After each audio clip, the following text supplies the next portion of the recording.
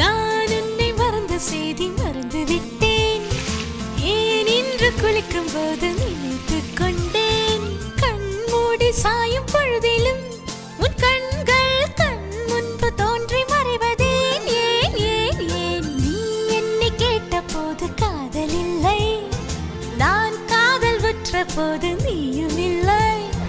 ஒற்றை கேள்வி உன்னை கேட்கிறேன், இப்போதும் எந்தன் மீது காதல் உள்ளதா?